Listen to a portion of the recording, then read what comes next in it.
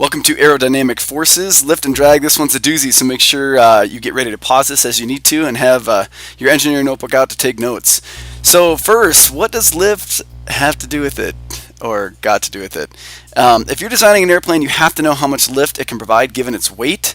And each airfoil has a different coefficient of lift. So if you look at these two examples here, this Cessna in the wind tunnel provides a large amount of lift, and then at about 15 degrees, you can see the lift coefficient continues to increase here. So lift is increasing up to about a 15-degree angle of attack, and then it starts to die out because of stall. Whereas this BAC Lightning, it is still getting more and more lift even at a really steep angle of attack. And so we're going to look at that a little bit later when we talk about airfoils. But it does not. Some of these high-speed supersonic planes, given their airfoil, don't have this critical angle of attack near 15 degrees like some of these smaller aircraft do. So first, let's take a look at the lift equation. So what you're probably going to want to do, let me pull up some of this more information here.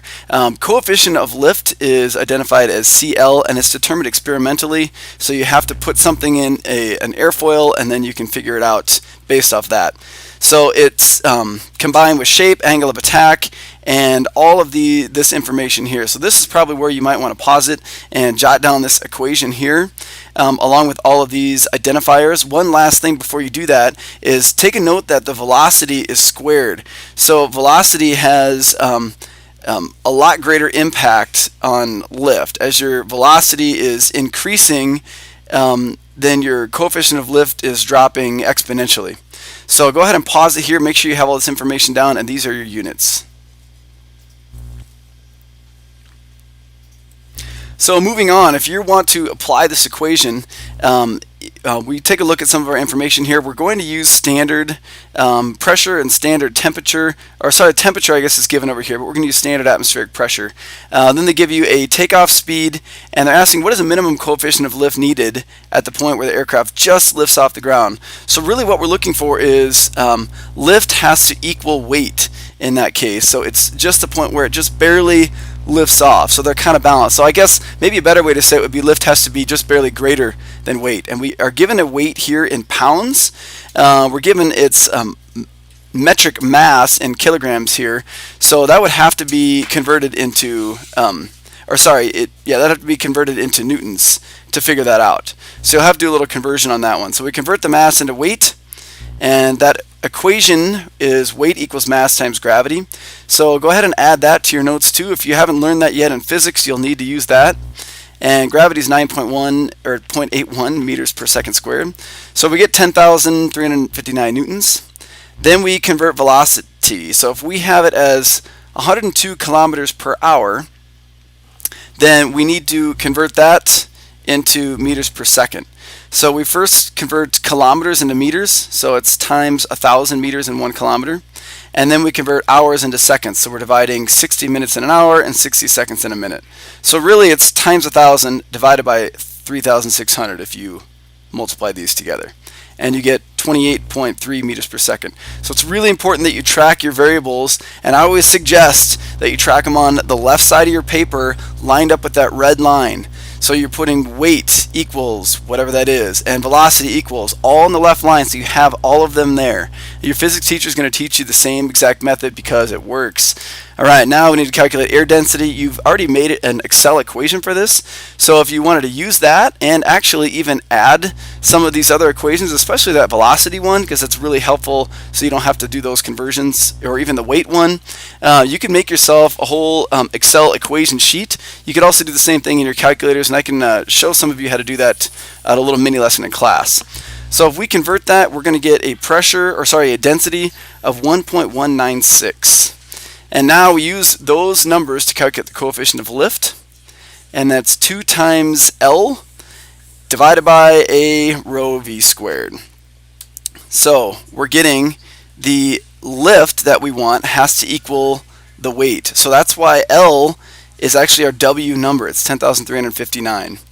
And then we were given the area, and we calculated density and velocity. So we ended up with the coefficient of lift of 1.19. So now let's take a look at boundary layers. So boundary layers are where all the fluid molecules stick to this object surface right around the edge of this airfoil. And the boundary layer is actually a slower moving fluid.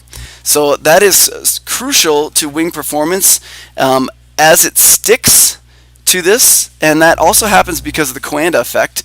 Then air moves slower closer to the surface of the wing. So here's the surface of the wing. As we get further from the surface of the wing, air is actually moving by faster.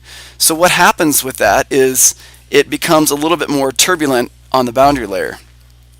It's slower closer to the object surface. Airflow does remain smooth until critical airflow velocity. So as we get faster and faster, then there's a lot more drastic effect of slowing down near the surface. And that's why it becomes turbulent.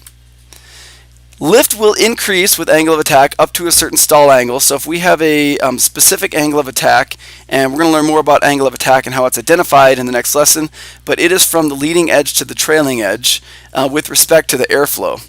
So we have an increased lift as we constantly increase that angle of attack, but there is a critical angle of attack, which is your stall angle. And typically for most small aircraft, that's around 15 degrees, which we saw at the first slide. And what happens is, due to the Coanda effect, air is sticking to the surface and traveling along, but then because of that boundary layer, it starts to break up more and more. Now, as you increase your angle of attack, it breaks up faster. The Coanda effect is not strong enough to keep that air attached to the surface, and it starts to become more and more turbulent quicker and quicker. So now let's take a look at drag. There are a few different kinds of drag. We have the parasitic type drag, which is form drag, skin friction drag, and interference. So this shows how parasitic drag is increased as an effect of speed or a result of speed. And we're going to take a look at more of that information in just a second.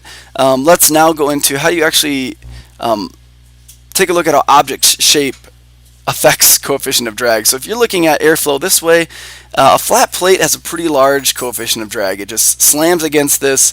Some air probably comes out to the side. It'll curl around and create all these vortices.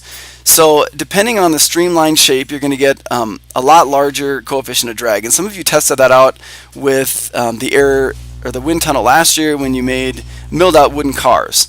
So we're actually going to check that out a lot more this year with airfoils and actually create our own airfoils. And you can see that the coefficient of drag for this is significantly less than even that of a bullet, which was sort of the shape of our cars that we created. So now we're going to get into the specifics of different types of drag. Form drag is just the result of turbulent wake behind the object. So as air moves around it, then on a flat plate, this blue is just the turbulence here. So the silver is the flat plate.